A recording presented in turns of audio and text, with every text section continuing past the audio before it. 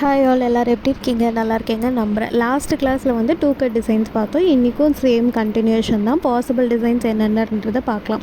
நான் இங்கே வந்து ஃபர்ஸ்ட் வந்து ரவுண்டு வந்து எடுக்கல, ஃப்ளாட் டிசைன்ஸ் என்ன பண்ணலாம் அப்படின்றத நான் பார்க்கலாம்.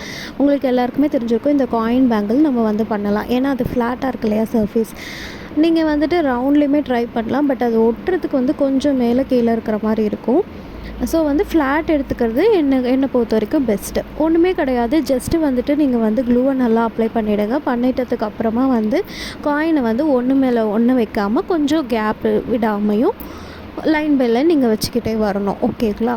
இது வந்து ஒன்று மேலே ஒன்றும் வச்சு பண்ணுவாங்க. அண்ட் இந்த இடத்துல நீங்கள் கேட்கலாம், லைக் வந்து மெட்டல் யூஸ் பண்ணுறப்ப B7000 க்ளூ தானே யூஸ் பண்ணணும் அப்படின்ட்டு. அப்படி அவசியம் கிடையாது. ஏன்னா நீங்கள் சில்க் த்ரெட்டில் தானே யூஸ் பண்ணுறீங்க. அதனால் B7000 க்ளூ யூஸ் பண்ண வேண்டாம், நார்மல் ஃபேப்ரிக் க்ளூவை யூஸ் பண்ணிக்கலாம். ஸோ இந்த மாதிரி ஒன் பை ஒன்னாக ப்ளேஸ் பண்ணிவிட்டு அந்த சென்டரில் வந்துட்டு கொஞ்சம் நமக்கு கேப் இருக்கும்.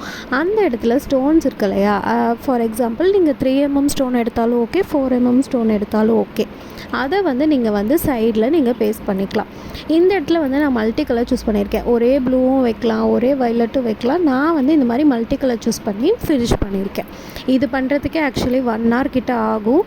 அதனால் நான் வந்து உங்களுக்கு வந்து ஜஸ்ட் ஒரு இது மாதிரி காட்டியிருக்கேன். அடுத்து வந்துட்டு நான் என்ன பண்ண போகிறேன் அப்படின்னா, ஒரு ஸ்கொயரை வந்துட்டு இந்த மாதிரி டயக்னலாக வச்சுட்டு இந்த லீவ் எஸ் ஷேப்புன்னு சொல்லுவாங்க, அதை வந்து வச்சு ஒரு ஃப்ளார் டிசைன் மாதிரி மேக் பண்ண போகிறேன்.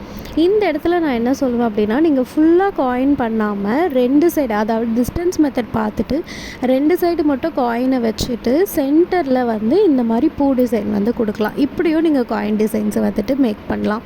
ஸோ நம்மளோட இஷ்டம் தான் காயின் பேங்கிள் பண்ணுறது. ஃபுல்லாக காயின் பேங்கிள் கேட்டாங்கன்னா ஃபுல்லாக பண்ணி கொடுங்க, இல்லைனா சென்டரில் வந்து நம்ம எதாவது டிசைன்ஸ் மாதிரி பண்ணி கொடுக்கணும் அப்படின்னாலும் பண்ணிக்கலாம்.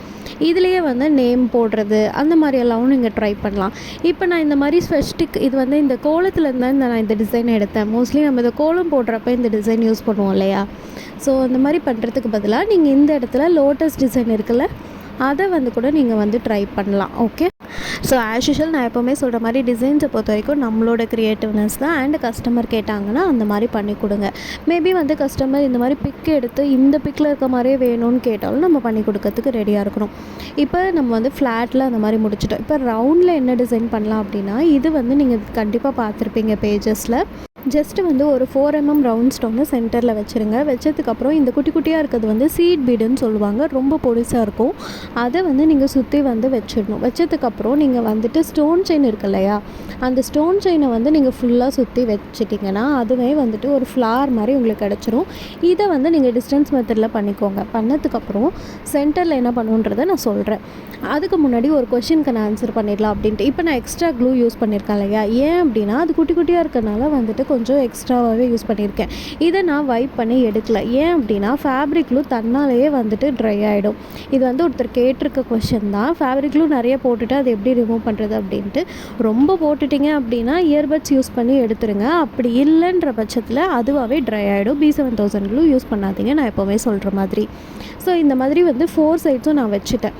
வச்சதுக்கப்புறமா வந்து நீங்கள் அதுக்கு ஒரு ரவுண்ட் கொடுக்கறதுக்கு வந்துட்டு எய்தர் நீங்கள் பால் செயின் யூஸ் பண்ணலாம், அப்படி இல்லைனா ஸ்டோன் செயின் கூட யூஸ் பண்ணலாம், நல்லாவே இருக்கும். நான் இந்த இடத்துல ஸ்டோன் செயின் வந்து அதுக்கு தகுந்த மாதிரி கட் பண்ணி வச்சுருக்கேன். அதை வந்து இந்த மாதிரி ஃபுல்லாக ரவுண்ட் பண்ணிடுறேன். இது வந்துட்டு இது மட்டுமே நீங்கள் விட்டாலுமே ஒரு நல்ல டிசைன் தான். பட் நம்ம சென்டர்லேயுமே டிசைன் பண்ணிக்கலாம். இந்த பேங்கிள்ஸ் வந்து எதுக்கு வந்து பர்ஃபெக்டாக இருக்கும்னு பார்த்தீங்கன்னா, ரிட்டன் கிஃப்ட்ஸ்க்கு வந்து பர்ஃபெக்டாக இருக்கும். ஃபார் எக்ஸாம்பிள் 150 to 200 ரேஞ்சில் நீங்கள் வந்துட்டு ஒரு பேர், ஓகேங்களா, ஒரு பேர் 150 to 200 ரேஞ்சில் வந்துட்டு நீங்கள் கண்டிப்பாக வந்து சேல்ஸ் பண்ணலாம்.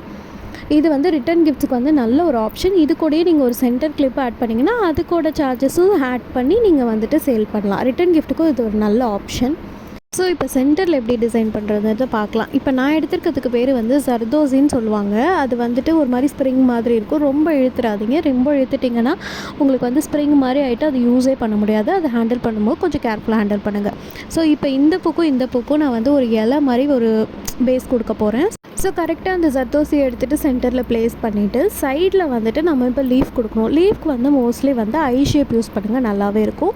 என்கிட்ட வந்து இந்த மாதிரி எஸ் ஷேப்பில் ஒரு இது இருக்குது, எஸ் ஷேப்பில் ஒரு ஸ்டோன் இருந்துச்சு. சரி நம்ம அதை யூஸ் பண்ணி பார்க்கலாமே அப்படின்ட்டு நான் வந்து அந்த எஸ் ஷேப் ஸ்டோனை வந்து இந்த மாதிரி ஒன்று மேலே ஒன்று லைக் வந்து வி ஷேப்பில் வந்துட்டு கொடுக்காம கொஞ்சம் மேலே மேலே நான் வைக்கிறப்போ உங்களுக்கு புரியும் பாருங்கள். இந்த மாதிரி சைடில் வச்சுட்டோம் அப்படின்னா அது வந்து ஒரு அழகான டிசைனு.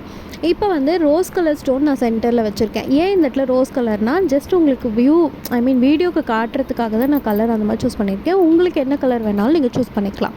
ஸோ இப்போ அந்த லீஃபுக்கு சென்டரில் நம்ம வந்து அதே ரோஸ் கலர் ஸ்டோனை ஃபிக்ஸ் பண்ண போகிறோம். ஸோ ஒரு இலைக்கு மேலே ஒரு பூ இருக்க மாதிரின்னு ஒரு எஃபெக்டெல்லாம் உங்களுக்கு வந்து கிடைக்கும். ஸோ இந்த மாதிரி பண்ணி உங்களோட ஃபுல் பேங்க்லேயும் நீங்கள் ஃபினிஷ் பண்ணிடலாம்.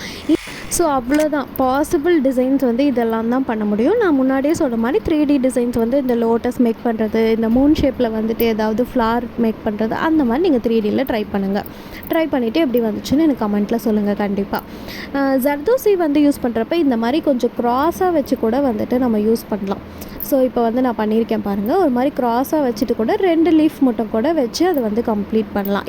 ஓகே, இந்த கிளாஸை இதோட முடிச்சுக்கலாம். நெக்ஸ்ட்டு வந்துட்டு நம்ம வேறு ஏதாவது நியூ டிசைன்ஸோட நியூ கான்செப்டோட கண்டிப்பாக மீட் பண்ணலாம். அது வரைக்கும் பாய், டேக் கேர்.